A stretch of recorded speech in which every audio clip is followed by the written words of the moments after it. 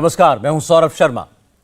राजनीति में इन दिनों तपस्वी शब्द सबकी जुबान पर है, लेकिन प्रधानमंत्री मोदी ने आज इस शब्द को एक नया आयाम दे दिया। आज सुबह करीब 6:30 बजे पूरी दुनिया को उन्होंने बताया कि उनकी पूज्य माता जी का निधन हुआ है। 6 बजे देश को इसके बारे में पता चला। 8 बजे वो अहमदाबाद पहुंच चुके थे। 9:30 बजे उन्होंने अपनी माता की चिता को मुखाग्नि दी और 11 बजे हावड़ा में रेलवे और मेट्रो के कार्यक्रम में, एक सरकारी प्रोग्राम में वो शामिल भी हो चुके थे। इस कार्यक्रम में मोदी जब बोले तो बंगाल की जनता से उन्होंने सबसे पहले माफी मांगी। उन्होंने कहा कि मुझे आज बंगाल में होना था, आपके बीच में होना था, लेकिन एक निजी कार्यक्रम की वजह से मैं नहीं आ पाया। मां को मुखाग्नि देने के 1.5 घंटे के अंदर मोदी कर्म पथ पर आगे बढ़ चुके थे। अगर राजनीति में कोई तपस्या होती है तो वो यही होती है। मन, वचन और कर्म की तपस्या की परिभाषा आज मोदी ने तय कर दी, एक लंबी लकीर खींच दी। मोदी ने विकास योजनाओं से जुड़ा आज कोई कार्यक्रम रद्द नहीं किया, कोई कार्यक्रम विलंब भी नहीं हुआ। मां को याद करते हुए मोदी ने जब निष्काम कर्मयोग की बात की थी, जब काम में बुद्धि और आचरण में शुद्धि की बात की थी, जो उनकी माता जी का उनको दिया गया मंत्र था, तो यह सिर्फ कहने के लिए नहीं था। मोदी ने आज उसे करके दिखाया। जो बात हीराबा ने उनसे कही थी, जो सीख उन्हें दी थी, जो जीवन के मूल्य उन्हें सिखाए थे, अपने जीवन में उन्हें उतार के बताया। सोशल मीडिया में मोदी और हीराबा के कॉन्टेक्स्ट में और जीजाबाई और शिवाजी के कॉन्टेक्स्ट में आज एक साथ जिक्र हो रहा है। मां के आदर्श और बेटे के शौर्य की बातें हो रही हैं। आज इस कार्यक्रम में हम मोदी के कर्मपथ और हीराबा के समर्पण पर बात करेंगे। राजनीति में तपस्वी कौन है, इस पर ही बात होगी। सबसे पहले आपको हम सुनवाते हैं कि अपनी मां के अंतिम संस्कार के बाद मोदी जब पहली बार बोले तो उन्होंने कैसे पुत्र धर्म और राजधर्म को अलग रखकर बात की। आज मुझे आप सबके बीच रूबरू आना था, लेकिन मेरे निजी कारणों के कारण मैं आप सबके बीच नहीं आ पाया हूं। इसके लिए मैं आपकी, बंगाल की क्षमा चाहता हूं। हमारे साथ इस वक्त स्वामी रामदेव जी जुड़ रहे हैं। स्वामी जी, आज सुबह भी आपसे बात हो रही थी जब प्रधानमंत्री अहमदाबाद पहुंचे हुए थे, गांधीनगर में थे और अपनी माता जी के अंतिम संस्कार में वो शामिल होने के लिए जा रहे थे। और उस वक्त भी आपने कहा था शतायु होकर के उनकी माता जी का स्वर्गवास हुआ है और प्रधानमंत्री ने अपने जीवन में अपनी माता जी के दिए गए मंत्रों को जिस तरीके से उतारा है वो अनुकरणीय है। लेकिन उसके 1.5 घंटे के बाद जिस तरह से प्रधानमंत्री अपने काम में लग गए और उसके बाद उस कार्यक्रम में शामिल होकर सबसे पहले जैसे उन्होंने अब देश की जनता से माफी मांगी, जैसे उनसे कोई गलती हो गई हो कि वो आज उस कार्यक्रम में खुद शामिल नहीं हो पाए, उनको वर्चुअली जुड़ना पड़ रहा था। ऐसा लगा कि अपने काम से वो इतना लगाव रखते हैं कि अपने मातृ शोक को भी वो एक किनारे रखकर देश की जनता के लिए जो उनकी जिम्मेदारी है उसके सामने किसी भी चीज को बहुत ही तुच्छ समझते हैं। हाँ, ये आपने ठीक कहा है और मां अनंत के पथ पर है, मोदी अपने कर्तव्य पथ पर है। एक तरफ मातृधर्म है और दूसरी तरफ राष्ट्र धर्म है। और मां ने जो संस्कार दिए, मैं अपनी सनातन संस्कृतियों के मूल्यबोध के साथ कुछ बातें कहना चाहता हूं। हमारे शास्त्र में कहा मातृमान, पितृमान, आचार्यवान पुरुषोवेद है। मां बालक को जो संस्कार देती है, जो उसका मानस गढ़ती है, उसकी चित्त चेतना, उसके अवचेतन मन का जो निर्माण करती है। सौरभ भाई, जो वर्ल्ड के टॉप बायोलॉजिस्ट है, वर्ल्ड के टॉप जो फिजिक्स को जानने वाले लोग हैं, उन्होंने कहा कि 1 मिनट में बच्चे का अवचेतन मन 20 लाख इंफॉर्मेशंस को प्रोसेस करता है। और जब हम बड़े एडल्ट हो जाते हैं, जो चेतन मन होता है हमारा, वो मात्र 40 इंफॉर्मेशंस को प्रोसेस करता है विद इन ए मिनट। तो आज जो कुछ मोदी जी हैं, वो मां के प्रेम का, करुणा का, वात्सल्य का, मां के चित्त का, चेतना का, संस्कारों का, मां की संस्कृति का, मां का वो प्रतिरूप है। और वो तप, वो त्याग, वो बलिदान, वो कर्तव्यनिष्ठा श्रद्धेय मां हीराबा ने जो बचपन में पुरुषार्थ किया, मोदी जी ने उसमें पुरुषार्थ की पराकाष्ठा को जोड़ दिया है। और इसलिए ऐसी मां धन्य है, और ऐसी मां ऐसे बालक को अपनी कोख से जन्म देकर के और जो गौरव अनुभव करती है, तो आज ये भारत माता धन्य है। और मोदी जी उस मां की उस के तप को, त्याग को अनुभव करते। इसलिए मैंने भोर में कहा था, माता पिता कभी मरते नहीं है, वो संतानों के रूप में जीवित रहते हैं। और जैसे वेद में कहा, कीर्ति यस्य सजीवति, हमारे यहां पर तो मृत्यु शब्द ही नहीं है, हमारे यहां तो मोक्ष की साधना है। सनातन संस्कृति में छूटते चले गए जो जो हमारे जीवन के अंदर गैर जरूरी तत्व हैं, वो छूटते चले गए। और जब शरीर भी एक दिन ऐसा लगा कि अब ये शरीर रहने लायक नहीं रह गया है, तो जैसे कबीर साहब कहते हैं, मूर्ख लोग भेद नहीं जाने, दिन दिन मैली कीनी, दास कबीर ने ऐसी ओढ़ी ज्यों की त्यों धर दीनी, चदैया राम नाम रस भीनी। और मैंने भोर में एक बात और कही थी, मां शतायु हुई है। पूर्णमदः ओम पूर्णमदः पूर्णमिदं पूर्णात् पूर्णमुदच्यते पूर्णस्य पूर्णमादाय पूर्णमेवावशिष्यते। उन्होंने पूर्णता प्राप्त की और वो उनके जीवन में झलक रहा था। मैंने तो उसको थोड़ा मेडिकल टर्मिनोलॉजी में भी बोला था कि मां कोई एंटी एजिंग कोई मेडिसिन नहीं लेती थी, वो कोई बहुत महंगा आहार नहीं लेती थी। दाल भात साग सब्जी भाकरी जो गुजराती में बोलते हैं, तो एकदम सादा जीवन, सात्विक जीवन, निराभिमानी जीवन, पूर्ण निरपेक्ष जीवन, लेकिन चित्त में, चेतना में भगवत्ता का भाव, भगवान के प्रति कृतज्ञता का भाव। ऐसी ही दिव्यात्माओं की कोख से नरेंद्र भाई मोदी जैसी महान आत्माओं का जन्म होता है, सौरभ भाई। और उस मां की आत्मा के लिए, क्योंकि ये भी एक खास बात मैं बताना चाहता हूं आपको सौरभ भाई जी, जो हमारी सनातन संस्कृति है कि 3 दिन जो आत्मा शरीर छोड़ के चली गई है, वो शरीर के आजू बाजू में रहती है। 13 दिन तक जहां से शरीर की यात्रा प्रारंभ होती है और शमशान तक जाती है, वहां तक उस यात्रा का भ्रमण रहता है। इसलिए 13 दिनों तक जैसे जीते जी हमारे कर्तव्य होते हैं, ऐसे उस दिवंगत आत्मा के प्रति भी हमारे 13 दिन कर्तव्य शेष रहते हैं। इसलिए तीसरे दिन लगभग शांति यज्ञ किया जाता है और 13वीं तक उस आत्मा के प्रति अपने सारे कर्तव्यों का हम निर्वहन करते हैं। उसके नाम से दान करते हैं, पुण्य करते हैं, तीर्थ करते हैं। जो हमारी सनातन संस्कृति है, उस सारे कर्तव्यों का भी निर्वहन हमारे श्रद्धेय देवतुल्य एक ऋषि आत्मा नरेंद्र मोदी जी के भाई, चाहे वो पंकज मोदी जी हैं या अमृत जी हैं या सोम जी हैं, वो उनका निर्वहन कर रहे हैं। तो एक तरह से पूरी सनातन संस्कृति क्या है, मैंने तो बार बार कहा है कि मोदी जी जहां खड़े होते हैं वहां सनातन धर्म, सनातन संस्कृति, सनातन मूल्य खड़े होते हैं। आज मां के महाप्रयाण पर भी उन्होंने इस सनातन को मूर्त रूप में जी करके दिखाया है। सौरभ भाई, मैं तो स्वामी जी आज दिन में जो इसी साल जून के महीने में जब हीराबा ने अपने 100वें वर्ष में प्रवेश किया था और उनके जन्मदिन पर मोदी जी ने एक ब्लॉग लिखा था, उसको पढ़ रहा था और उसमें उन्होंने एक बात की, मैं तो चाहता हूं आप उसका अर्थ हमें समझाइए। प्रधानमंत्री ने लिखा कि जब तक मैं सार्वजनिक जीवन में नहीं था या जब मैंने कोई पद ग्रहण नहीं किया, तब तक मेरी मां मुझे तू कहकर बुलाती थी, जैसे कोई भी मां अपने बच्चे को बुलाती है। लेकिन जैसे ही मैं मुख्यमंत्री बन गया, मेरी मां ने मुझे तू से आप कहना शुरू कर दिया और उस दिन से उन्होंने मुझे मान लिया कि मैं अब केवल उनका बेटा नहीं, मैं अब एक जैसे राष्ट्र की संपत्ति हो गया हूं।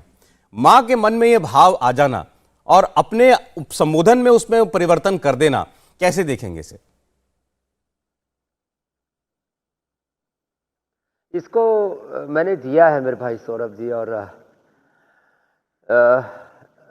मेरे गृह त्याग के करीब 15-20 साल बाद मैंने भी अपनी माँ से पूछा था कि माँ, हम तो माँ को भी तू ही कह करके बोलते थे गांव में जो है ना, तो और माँ हमको भी तू ही कहती थी। तो मैंने कहा माँ तू बहुत रोई थी जब मैं घर से निकला था, अब कैसा अनुभव करता है? तो फिर माँ का हृदय ऐसे प्रेम करुणा से और भगवान के अनुग्रह से अभिभूत था। तो माँ कहने लगी, बेटा तू तो हमारे घर में भगवान का भेजा हुआ कोई प्रसाद, हमें हमें समझ नहीं थी। तो जो आपने कहा ना कि माँ एक लेवल के बाद, और फिर मैं जैसे श्रद्धेय मोदी साहब ने अनुभव किया, ऐसे मैंने भी अनुभव किया। माँ ने कहा, बेटा अब तू खाली मेरा बेटा नहीं रह गया है, अब आप पूरी भारत माता के बेटे हो। तो ये जो माँ की जो हृदय की उदारता और उसकी तृप्ति जो है उसमें झलकती कि अब मेरा बेटा, उसने मुझे, मेरे कुलवंश को, मेरी कोख को और इस भारत माता को धन्य करने वाला काम कर दिया है। तो वो जो माँ के गौरव है, वो ऐसे तो मन में तो अपने बच्चे को बच्चा ही मानती है, बेटा कितना ही बड़ा हो जाए, लेकिन वो एक माँ जब अपने बालक के विराट व्यक्तित्व को देखती है ना, तब उसको ये अनुभूति होती है जो हमारी माँ हीराबेन को हुई। और यही अनुभूति जिजाऊ, जिसको हम जीजाबाई कहते हैं, महाराष्ट्र में जिजाऊ कहते हैं, छत्रपति शिवाजी महाराज के लिए जिजाऊ के मन में थी। ये अनुभूति श्रद्धामयी पूज्या गुजरी देवी माँ के हृदय में थी, गुरु गोविंद सिंह जी के लिए। और यही अनुभूति उन 7 सन्यासियों में, 6 सन्यासियों में और 7वां राजा बना, जब माता मदालसा के कोख से बच्चे जो है विवेक वैराग्य से संपन्न होकर के और समष्टि के कल्याण के लिए आगे बढ़ रहे थे। शुद्धों से बुद्धों से निरंजनों से संसार माया परिवर्जितों का उद्घोष कर रही थी माता मदालसा। तो उस अपने सनातन संस्कृति के और हमारी जो सत्ता के जो गौरवशाली जो अतीत है, मैं उन सारे क्षणों को जब एक साथ समाहित करता हूं, तो मैं पूज्या माता हीराबा और श्रद्धेय हमारे देवतुल्य प्रधानमंत्री जी, इन दोनों के भीतर वो सारे सनातन सत्यों को घटित होता हुआ देखता हूं सौरभ भाई। स्वामी जी, जैसा आपने अभी कहा, अभी आप बता रहे थे कि जो एक बालक का मन होता है या बालक की जो बुद्धि होती है, वो बहुत सारी चीज़ों को एक साथ ग्रहण करती है, और वो ग्रहण तो माता से ही करती है। तो प्रधानमंत्री ने ये बताया कि उन्होंने अपनी माँ से, हीराबा से क्या कुछ सीखा, और आज जब वो अपने काम में उन चीज़ों को करते हुए दिखाते हैं तो उसमें वो छाप साफ साफ दिखाई देती है।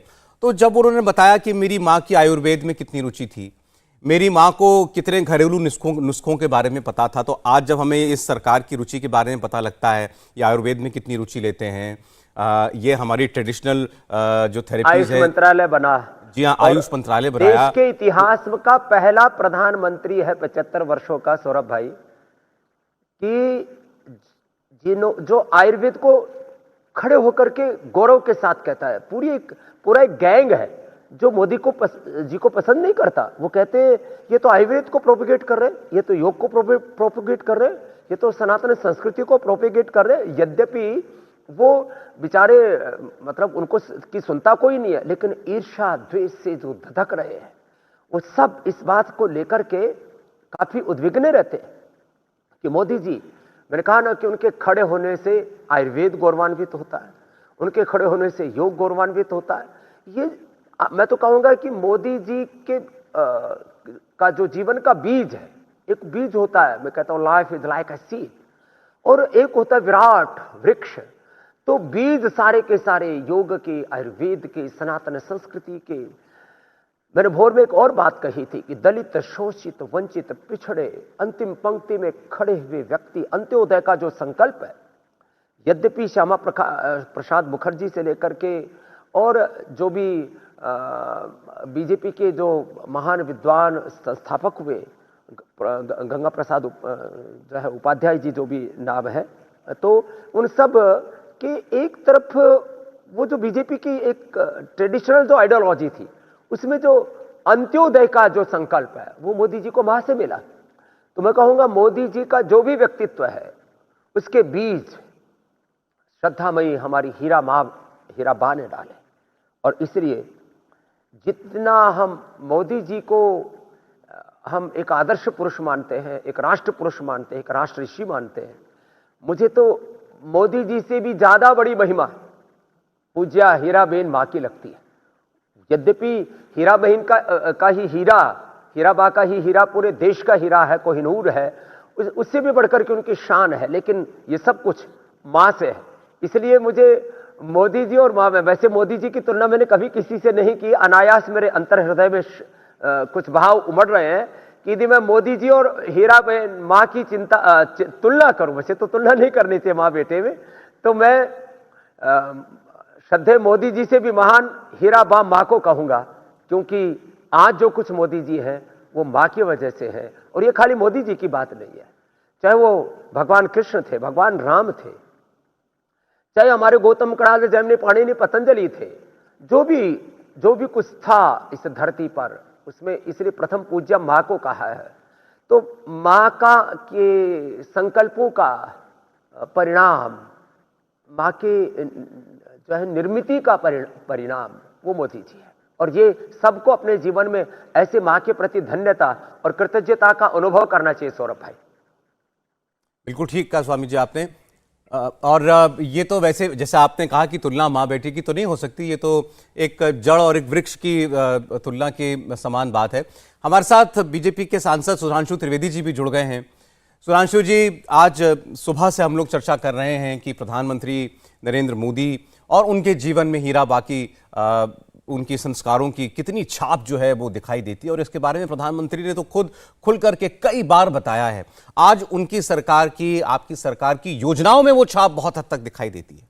चाहे प्रधानमंत्री ने जब बताया हो कि उनकी माँ के ये संस्कार थे, उनके घर में ये संस्कार उन्होंने देखे कि घर से साधु कभी भूखा ना जाए, और घर के सामने अगर कोई गरीब मजदूर काम कर रहा हो, अगर कोई दलित भाई काम कर रहा हो, साफ सफाई का काम चल रहा हो, तो वो कभी भूखा ना जाए, वो कभी प्रसाद पाए बगैर ना जाए। तो वो सारी चीजें भी, उनका भी समावेश दिखाई देता है, ये सरकारी कार्यक्रमों में रहे, इसको भी प्रधानमंत्री ने सुनिश्चित किया।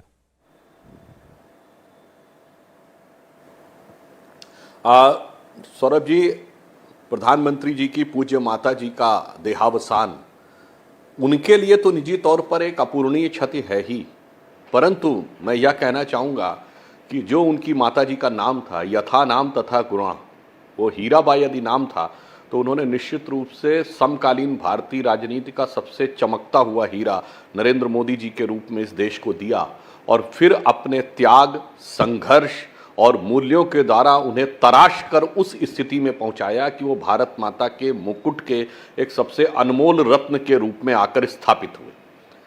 अब हम सभी जानते हैं, जैसा स्वामी जी इससे पूर्व ही कह रहे थे, कि सबसे पहले गुरु तो माँ ही होती है। इवन पिता कब सिखाना शुरू करता है? जन्म के बाद ही कुछ बता सकता है। गुरु कब सिखाना शुरू करता है? जब आप विद्यालय जाते हैं दीक्षा लेके। परंतु माँ की शिक्षा तो गर्भ से ही प्रारंभ हो जाती है, और अब तो विज्ञान भी यह बात मानने लगा कि 8वें महीने के बाद माता की थिंकिंग का प्रभाव बच्चे के ब्रेन के डेवलपमेंट के प्रोसेस में पड़ने लगता है। तो आप समझिए वो शिक्षाएं आने लगती। तो मैं मानता हूं कि मोदी जी के व्यक्तित्व में, कृतित्व में, जन जन के प्रति, समाज के वंचित व्यक्ति से लेकर भारत के गौरव तक के जितने भी तत्व दिखाई पड़ते हैं, कहीं ना कहीं उसकी प्रेरणा उनकी माँ से ही मिली होगी। मुझे एक घटना याद आती है, सौरभ जी याद करिए, प्रधानमंत्री बनने के बाद जब पहली बार अपने जन्मदिन पर आशीर्वाद लेने गए थे 2014 में प्रधानमंत्री जी, तो उनकी माता जी ने उन्हें क्या भेंट किया था? याद करिए, उन्होंने रामचरितमानस भेंट किया था। अर्थात रामचरितमानस भारतीय संस्कृति के सर्वश्रेष्ठ मूल्यों के प्रतीक भगवान राम का वह चरित्र गान, जो कहते हैं रामचरितमानस, जिसे राम के चरित्र को मन में धारण करिए। तो देखिए, यह प्रमाण है कि किस प्रकार के संस्कार उनकी माताजी ने उनको बचपन से दिए होंगे। और मैं एक और बात कहना चाहता हूं, भारतीय संस्कृति में मां का जो स्थान है, मैं उदाहरण के लिए बताना चाहता हूं। मनुस्मृति के 2वें अध्याय में कहा गया है कि उपाध्याय दशेन आचार्येण शतम पिता सहस्र पित्रेन माता गौरवाणाति उच्यते। अर्थात होता है 10 उपाध्यायों से एक आचार्य का स्थान अधिक गौरवशाली है, 100 आचार्यों से एक पिता का स्थान अधिक सम्माननीय और गौरवशाली है, और 1000 पिताओं से एक माता का स्थान अधिक सम्माननीय और गौरवशाली है। और इतना ही नहीं, यहां आदरणीय स्वामी रामदेव जी बैठे, मुझसे कहीं बेहतर इस विषय के जानकार होंगे। हमारे यहां जीवन का प्रारंभ ही नहीं होता है मां से। यदि आप संन्यास लेना चाहेंगे तो सनातन भारतीय परंपरा में यह है कि पहली भिक्षा, पहली अनुमति आपको अपनी मां से लेनी पड़ेगी। यदि मां ने आपको अनुमति नहीं दी, मां ने भिक्षा नहीं दी तो सन्यास आपका नहीं हो सकता। आदि शंकराचार्य को वर्षों तक प्रतिष्ठा करनी पड़ी थी कि उनकी मां अनुमति दें तब वो सन्यास ले सके। और मैं कहना चाहूंगा मोदी जी ने भी कहीं ना कहीं अपनी युवावस्था में भारत की उस परिव्राजक परंपरा से अपने को जोड़ा था जिसमें परिवार को छोड़कर और परिवार से अलग होकर समाज के लिए अपना जीवन समर्पित करने का कार्य करने की वह परंपरा स्वामी रामदेव जी जिस परंपरा के आज जीवंत प्रतीक है, जो हजारों वर्षों से परंपरा है, तो वहां भी देखिए संसार में आगमन हो यानी सांसारिक जीवन हो या परमार्थिक जीवन हो, मां के आशीर्वाद के बगैर कुछ भी संभव नहीं है। यह दर्शाता है। इसीलिए हमारे यहां जब संबोधन होता है गौरव जी तो क्या कहते हैं? माता पिता, पिता माता नहीं। इसीलिए रामचरितमानस में क्या लिखा है कि भगवान राम का आदर्श क्या है?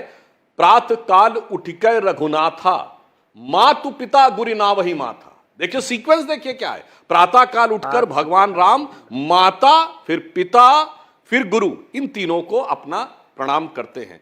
तो मैं मानता हूं कि ये जो संस्कार आपको दिखते हैं मोदी जी में, जिनसे आज पूरा देश लाभान्वित भी हो रहा है, गौरवान्वित भी हो रहा है, तो इनकी प्रेरणा उन्हें उनकी माता जी से मिली होगी। जी बिल्कुल ठीक कहा आपने।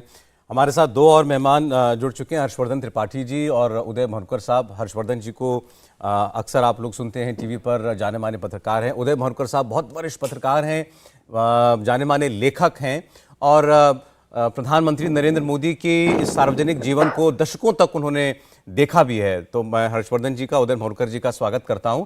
लेकिन क्योंकि स्वामी जी हमारे साथ थोड़ी और देर के लिए बस और जुड़े हुए हैं, तो इसलिए स्वामी जी के पास एक बार फिर मैं जाना चाहता हूं। स्वामी जी, अभी जो बातें कहीं सुधांशु त्रिवेदी जी ने, उनमें अगर आप कुछ और जोड़ना चाहें।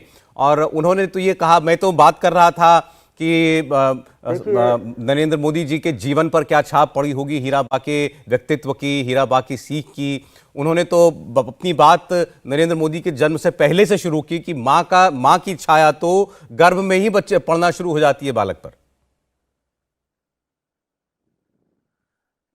इतना ही नहीं, वैसे तो सुधांशु जी हमारे बहुत बड़े विद्वान और एक प्रामाणिक व्यक्तित्व है। राजनीति में ऐसे चुनिंदे लोग हैं जिनकी ऐसी ऋषि प्रज्ञा, ऋषि मेधा है और वो सनातन संस्कृति के पूरे उसको जीते। और मैंने आज तक, मोदी जी तो एक हिमालय जैसा विराट व्यक्तित्व है, जितनी भी मैं राजनेताओं से मिला हूँ, जितनी प्रामाणिकता माने बौद्धिक दृष्टि से, वैचारिक दृष्टि से, सैद्धांतिक दृष्टि से सुधांशु जी में है, उसका तो कहना ही क्या है। और ये मैं उसमें इतना ही जोड़ूंगा, मोदी जी के पास आज जो मति है, जो भक्ति है, उनकी जो प्रकृति है, और आज जिस संस्कृति के पथ पर, जिस सनातन के पथ पर, संस्कार मूलक समृद्धि के पथ पर जो देश को आगे ले जाना चाहते हैं, उसका सारा श्रेय माँ के तप त्याग को है, बलिदान को है। और जो सुधांशु जी कह रहे थे कि एक सन्यासी जब सन्यासी भी धारण करता है तो माँ की आज्ञा से धारण करता है। मैंने सन्यास लिया तो माँ से अनुमति ली, तो माँ अवचेतन में पहुंच गई थी यद्यपि। लेकिन एक बात कहना चाहता हूं, माँ की ममता के लिए कोई दूसरा शब्द है नहीं, माँ के प्रेम की करुणा तप त्याग के लिए। फिर जो माँ है ना, वो बस माँ ही होती है और माँ जैसा कोई दूसरा होता भी नहीं है। और सन्यासी होने के बाद मैं पिता को प्रणाम करूं या ना करूं, उनके साथ सब जैसा व्यवहार करूं, क्योंकि मैं गुणातीत भावातीत अवस्था में पहुंच गया हूं। लेकिन माँ जब भी सामने होती है तो सन्यासी के लिए भी विधान है कि सारे संसार के लोग सन्यासी को प्रणाम करते हैं, वो भी शीश झुका के माँ को प्रणाम करता है।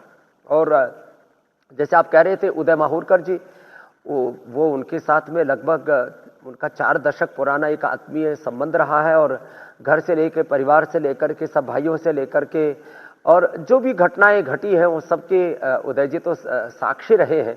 और सच में जो एक वैयक्तिक जीवन की प्रामाणिकता, एक पारिवारिक जीवन की प्रामाणिकता और शुचिता, और एक राजनीतिक जीवन की जो वीरता, जो शौर्य, जो पराक्रम मोदी जी में है, उसके उदय भाई खुद साक्षी रहे हैं। इसलिए वो उसको आपके सामने रखेंगे ही। मैं तो बस हर्षवर्धन जी को भी मेरा प्रणाम है, वो भी एक बहुत ही विद्वान महापुरुष पत्रकार है।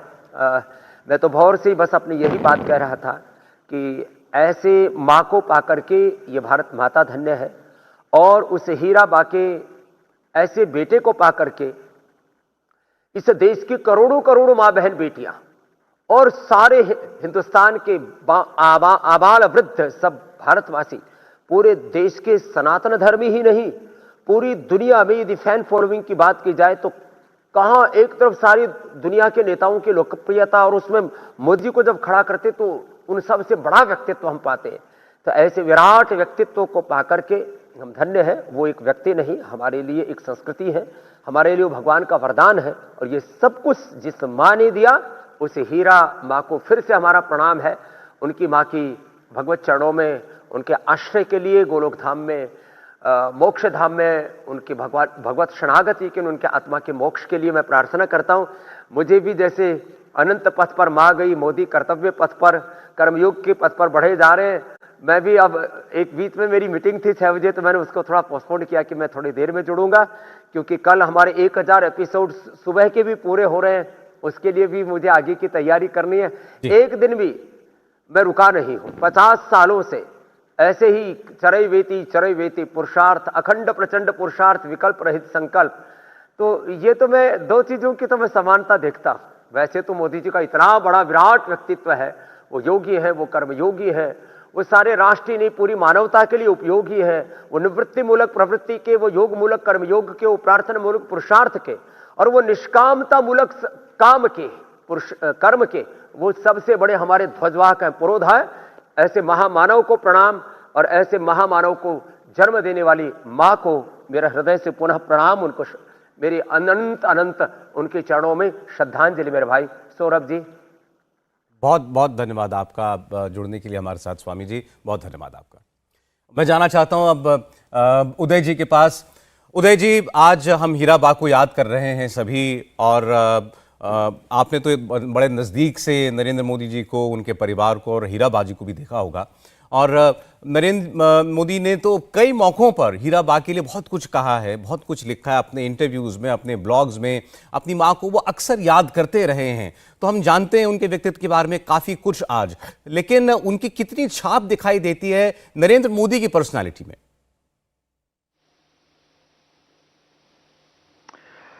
देखिए, मोदी परिवार का, पूरे परिवार का जीवन एक संघर्षपूर्ण रहा, संघर्षपूर्ण जीवन था।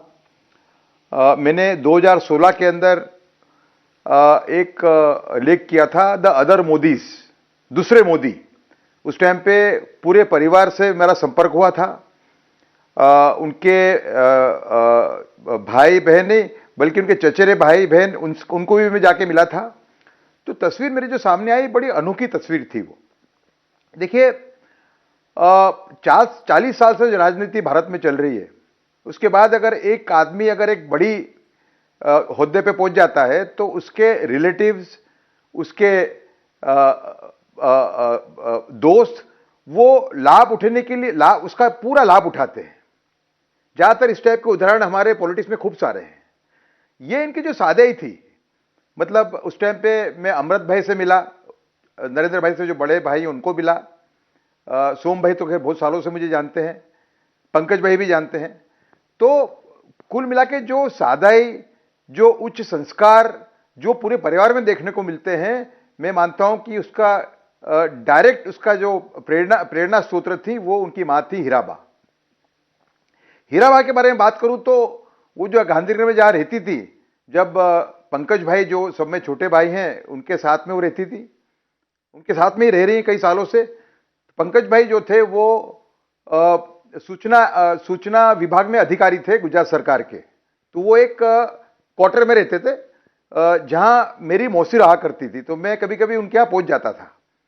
तो जो उनको सादाई थी उनकी, अच्छा खूब उनका बात करने का काफी उनको शौक था, बातूनी थी खूब, और कभी उनके मुंह पे दुख देखने नहीं मिलता था। मतलब वो हमेशा हंसती रहती थी, हंसमुख थी। और जो मेरे पास जो जानकारी है कि देखिए, ज्यादातर हमको ये देखने मिलता है कि हमारे परिवार में अगर कोई आदमी बड़ी जगह पे पहुंच गया तो भले अब लाभ न लें उसका, लेकिन हमारी मुश्किल या तो उसको बताने की आदत हमें पड़ जाती है कि भाई हमारे घर में ये प्रॉब्लम है, आप सॉल्व करिए। लेकिन मैं मानता हूं कि उन्होंने कभी कोई रिक्वेस्ट नरेंद्र जी मोदी जी से नहीं की और हमेशा मोदी जी को प्रेरणा ही देती रही। दूसरा, शिक्षित नहीं थी ऑफिशियली, लेकिन महाभारत, गीता, रामायण का काफी ज्ञान था उनको, और वो जो बात करती थी तो ये जो हमारे जो ग्रंथ हैं उनके उदाहरण भी कई बार देती थी। ये उनकी विशेषताएं थी। दूसरा, जो जानकारी मेरे पास है और जो मुझे जानकारी उस टाइम पे प्राप्त थी 2016 में, कि नरेंद्र भाई के जो पिताजी थे दामोदर दास जी, उनके भी 4 या 5 भाई थे और एक बहन थी। वो बहुत लगाव था उनको अपने भाई बहनों से, और वो उनको हमेशा एकजुट रखना चाहते थे और हमेशा उनको उनके लिए एक मॉरल सपोर्ट थे। ये जो उनका रवैया था, उसके अंदर भी हीराबा जो थी उनकी सहभागी थी। उन्होंने भी अपना जो एक्सटेंडेड परिवार है उसको बहुत अच्छी तरह उसका देखभाल किया। कभी ऐसा सुनने में आया कि उन्होंने कोई कंट्रोवर्सी फैमिली में खड़ी की हो, एक भी उसका उदाहरण नहीं है। तो कहने का मतलब कि जो नरेंद्र मोदी में हम देखते हैं, जो उनकी जो प्रतिभा है, उनका जो योगदान है और उनका जो एक विजन है और उनकी जो कर्मशीलता है जी, उसके पीछे एक मेन जो प्रेरणा रूप जो व्यक्ति थी वो उनकी मां थी। सौरभ, आपने जैसा भी कहा कि जो स्ट्रगल्स थे बचपन के, और ख़ास तौर पर उन्होंने अपनी माताजी को जिस किस्म से कम उम्र में, जैसे उन्होंने बताया भी कि उनकी माताजी ने अपनी माताजी को बहुत कम उम्र में खो दिया था, तो ये सारी छाप जो है वो नरेंद्र मोदी के ऊपर ज़रूर पड़ी। उन्होंने अपने ब्लॉग में बड़े विस्तार से लिखा है कि छोटा सा घर, 1 कमरे का घर, मिट्टी का घर, और उसमें वो गर्मी में बहुत गर्म हो जाता था, बरसात में उसकी छत से पानी टपका करता था, उस पानी को इकट्ठा करके उस पानी का भी इस्तेमाल किया जाता था। मचान पिताजी ने बना दी थी, तो उस पर जो है उपले के कंडों से जो है वो उनको जला करके खाना बनाया जाता था। कभी कभी घर के अंदर खाना बनाना पड़ता था तो पूरे घर के अंदर धुआं ही धुआं हो जाता था, वहां कोई अंदर बैठ नहीं सकता था। तो ये जीवन था मोदी परिवार का, जिसमें 6 भाई बहन थे और माता पिता थे। हर्षवर्धन जी। सौरभ जी, सबसे पहले तो पुनः विनम्र श्रद्धांजलि हीराबा को। और चूंकि उदय जी तो बहुत परिवार के नजदीकी रहे, मैं तो न कभी मिला हूं न उस तरह से जानता हूं, लेकिन जीवन तो हम लोग भी पढ़ते देखते हैं। और मुझे लगता है कि जब आप नियम संयम के अनुशासन से एक सहज तप की अवस्था को प्राप्त कर लेते हैं ना, तब ऐसी धर्म प्राण शक्ति बनती है। और वो हीराबा हैं। आज जो नरेंद्र मोदी जी ने श्रद्धांजलि करते हुए 2 शब्द लिखे हैं, उसको अगर आप पढ़ें और थोड़ा सा उसके गहरे जाएं, घंटों उस पर चिंतन मनन हो सकता है। उन्होंने कहा, काम बुद्धि से और जीवन शुद्धि से। जी। अब ये कहने में तो बड़ा आसान लगता है, लेकिन मुझे चाणक्य का वो दृष्टांत याद आता है कि जब वो अपने सरकारी काम बंद कर देते थे तो वो तेल, सरकारी जो तेल होता था उसको हटा देते थे, वो दिया बुझा देते थे, अपने निजी कार्यों के लिए उसका उपयोग नहीं करते थे। अब ये बड़ी बारीक सी रेखा है, भारतीय राजनीति में ऐसी रेखा बहुत स्पष्ट तौर पर जीने वाले नेता बहुत कम रहे हैं, बहुत गिने चुने लोग रहे हैं। ऐसा नहीं कि नहीं रहे, ढेर सारे नेता रहे हैं, लेकिन नरेंद्र मोदी ने उस रेखा को, उस बारीक रेखा को बहुत स्पष्ट तौर पर देश को दिखाया। और हम लोग कई बार चर्चा करते हैं आखिर कैसे भरोसा बनता है, तो वो भरोसा बनाने की एक वजह यह भी होती है कि जब आप अपने जीवन व्यवहार में इस तरह का आदर्श प्रस्तुत करते हैं। और अभी बड़ी चर्चा हो रही है, उदय जी ने कहा द अदर मोदी, उनकी आप बात कर रहे हैं। आप जरा कल्पना कीजिए, छोटा सा आपको ओहदा मिल जाए तो घर परिवार, नात रिश्तेदार, भाई बहन, वो सब आफत कर देंगे। और जो बुजुर्ग होते हैं घर के, वो एक वक्त के बाद उनको तो और ज्यादा इच्छा होती है, लालसा होती है, बेटा बेटी सफल हो गया तो उसके साथ रहना। मुझे लगता है कि अगर उस पूरे परिवार का कोई अनुचित दबाव नरेंद्र मोदी पर नहीं आया, चाहे वो भाजपा नेता रहे हो, चाहे वो मुख्यमंत्री रहे हो, या फिर अभी प्रधानमंत्री हैं, उसमें हीराबा की एक सशक्त भूमिका है। और मैं जब लगातार इसको पढ़ रहा था और संयोगवश मैंने छत्रपति शिवाजी के जीवन को पढ़ना शुरू किया। हीराबा कोई उनकी तरह, जीजाबाई की तरह घुड़सवार नहीं थी, कोई बहुत विद्वान नहीं थी, तलवार चलाना नहीं जानती थी, अनुशासन, उस तरह का जो राजनैतिक अनुशासन होता है वो नहीं जानती थी। लेकिन उनके जीवन के जो संघर्ष थे, अगर उसको आप ध्यान से देखें, शिवाजी को हिंदवी स्वराज्य अपने सपने में नहीं आया था, ये जिजाऊ का स्वप्न था, ये माता जीजाबाई का स्वप्न था, जिसको छत्रपति शिवाजी ने जीवन पर्यंत आगे बढ़ाया। नरेंद्र मोदी के जीवन के सरकारी योजनाओं की आप बात कर रहे थे, नरेंद्र मोदी के जीवन में जितने भी लक्ष्य आप देखें, कर्तव्य पथ पर बढ़ते हुए नरेंद्र मोदी को जो कुछ आप करने के लिए किलसता हुआ दिखे, अंदर से जो कहते हैं ना कि बहुत एकदम इच्छा है कि ये कुछ हो जाता, उसके पीछे आप देखेंगे तो हीराबा की बड़ी प्रेरणा दिखती है। और शायद यही वजह है, कई बार लोग कहते हैं कि क्या हो गया, इतनी मुश्किलें आई, लेकिन नरेंद्र मोदी तो अभी उस कार्यक्रम में दिखे वैसे के वैसे दिख रहे थे। दूसरा कार्यक्रम दूसरी प्रवृत्ति का था, उसमें भी वैसे के वैसे दिख रहे थे। कई बार आलोचना भी होती है, जैसे मोरबी की पुल दुर्घटना हुई और उसके बाद सरदार पटेल जी का वो कार्यक्रम, तो उस वक्त भी आलोचना हुई कि देखिए वहां मोदी जी जाके शोक संवेदना करते हैं और वहां जाके भाषण करते हैं। लेकिन मुझे लगता है कि जब आप कर्मयोग की बात करते हैं, जो गीता में भगवान कृष्ण, योगेश्वर कृष्ण अर्जुन को भी बताते हैं, तो वो भी यही है। आपके जीवन में कर्म के जरिए जब आप धर्म को प्रतिष्ठापित करने की स्थिति में पहुंच जाते हैं, तब आप मानव जीवन के उस शीर्ष शिखर पर पहुंचते हैं। मुझे लगता है कि हीराबा ने वो सारे संस्कार नरेंद्र मोदी को दिए और उसके लिए अपना जीवन उन्होंने खुद तपाया। शतायु भाव से श्रेष्ठ भाव नहीं होता हिंदू जीवन दर्शन में, शतायु भाव, और वो भी शतायु भाव जो सब कुछ अपना खुद करते हुए हीराबा वो श्रेष्ठ जीवन जी कर गई हैं। ये दुख की घड़ी नहीं है, ये बहुत उल्लास का पर्व है। ये मैं कहता हूं, हिंदू धर्म में जीवन और मरण ये दोनों संस्कार हैं, दोनों संस्कार इतने उत्तम तरीके से हों, इससे बढ़िया क्या हो सकता है। अब कर्मयोग की शिक्षा कैसे दी हीराबा ने नरेंद्र मोदी को, जो वो जी कर दिखा रहे हैं, इस पर आगे हम लोग बात करते हैं। अभी क्योंकि हम लोग बात कर रहे थे, उदय जी ने भी कहा, आपने भी बताया कि अगर कोई किसी भी परिवार में कोई व्यक्ति कुछ पा जाता है, खास तौर पर सरकारी कोई पद पा जाता है, तो कैसे उसके आसपास के लोग, परिजन, उसके दोस्त मित्र, सभी लोग जो है ये कोशिश करते हैं कि उससे कुछ लाभ हमें मिल जाए, और व्यक्ति मुख्यमंत्री हो जाए और प्रधानमंत्री हो जाए, तो फिर तो हम कल्पना ही कर सकते हैं कि ऐसे लोगों की लिस्ट जो है और कतार जो है कितनी लंबी हो जाती होगी और उनकी इच्छाएं कितनी बड़ी हो जाती होंगी। तो क्या ऐसा नरेंद्र मोदी के परिवार में नहीं हुआ होगा? क्या ऐसा उनके दोस्तों में के बीच में नहीं हुआ होगा? जितने लोग जानते हैं, सुधांशु जी के पास में जाना चाहता हूं, सुधांशु जी इस बात को हमसे बेहतर जानते होंगे।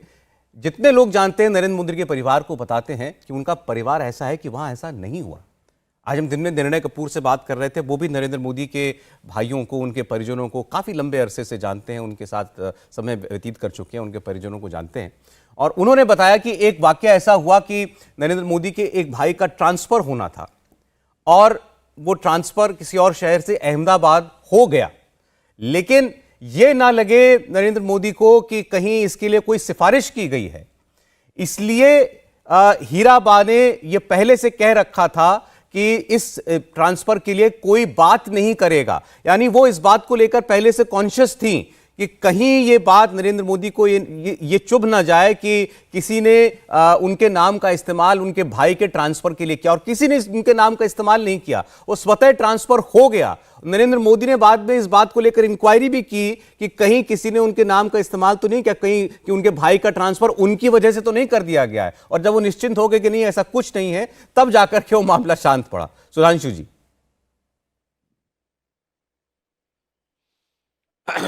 देखिए, जो विषय अभी उठाया, उदय माहुरकर जी का जितना नजदीकी संबंध रहा है, तो परिवार के बारे में तो वो कहीं बेहतर बता सकते हैं।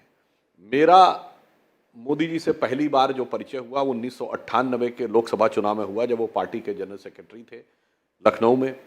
वहां पे मैंने उनके व्यक्तित्व में जो देखा, अब मुझे समझ में आता कि वो चीजें कहां से। उदाहरण के लिए, उस समय लोकसभा का चुनाव हो रहा था, तो बड़े नेता आते थे लखनऊ, उस समय आना जाना बहुत रहता था। अटल जी लखनऊ से चुनाव लड़ रहे थे, तो ये होता था कि प्रेस कॉन्फ्रेंस होनी है। नॉर्मली बड़े नेता आते, प्रेस कॉन्फ्रेंस होती, प्रेस के लिए तैयार मटेरियल होता, आया, पढ़े और चले गए।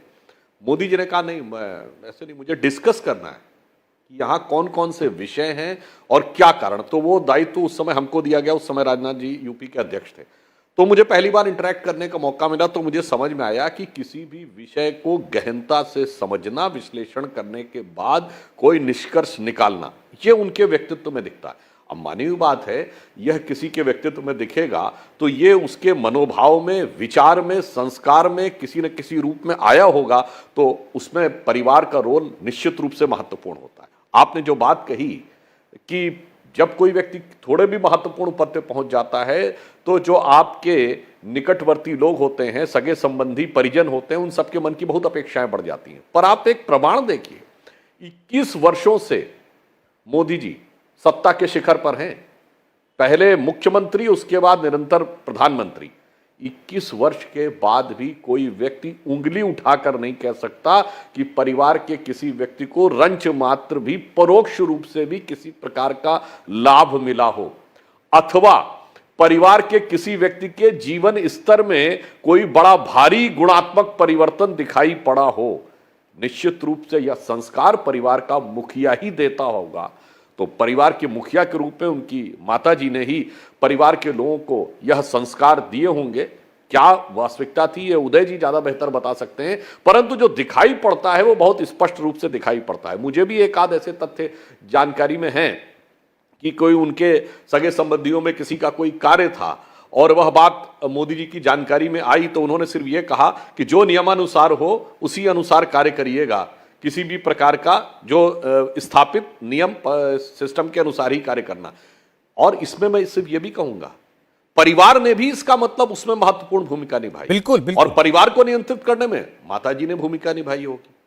इसलिए मैं सिर्फ ये कहना चाहता हूं कि ये जो अभी बात स्वामी जी चले गए, वो कह रहे थे ना कि हमारे यहां मृत्यु समाप्त नहीं होता है, वो एक अभियान होता है। और अभी हर्षवर्धन जी जो कह रहे थे, तो मैं तो कहता हूं कि यदि कोई जीवात्मा अपनी जीवन की यात्रा में आती है तो मृत्यु एक पड़ाव की तरह है, वो कोई कहीं पर समाप्ति की तरह नहीं है। जो एक पंक्ति में कहा गया है कि मृत्यु एक सरिता है जिसमें श्रम से कातर जीव नहाकर धारण करता है वह तब नव काया रूपी वस्त्र बहाकर। तो हमारे यहाँ तो कहा गया है कि भाई एक नया प्रवेश, नया परिवेश में जाकर जीवन प्रारंभ होता है और वो आपको जीवन के संस्कारों से ही मिलता है। तो आज मोदी जी के आचरण में जो अनुशासन, प्रतिबद्धता और निष्ठा है, ये निश्चित रूप से उनको परिवार और मां से प्राप्त हुई। निश्चित तौर पर। और एक बार फिर आप सभी लोगों के साथ हम भी हीराबा को पूरे इंडिया टीवी की तरफ से श्रद्धांजलि अर्पित करते हैं। और आप सब लोग आज हमारे साथ जुड़े, उदय जी, हर्षवर्धन जी, सुधांशु जी, आपका धन्यवाद। इंडिया टीवी हर वक्त हर जगह डाउनलोड करने के लिए सर्च करें India TV news Google play store या ऐप स्टोर पर।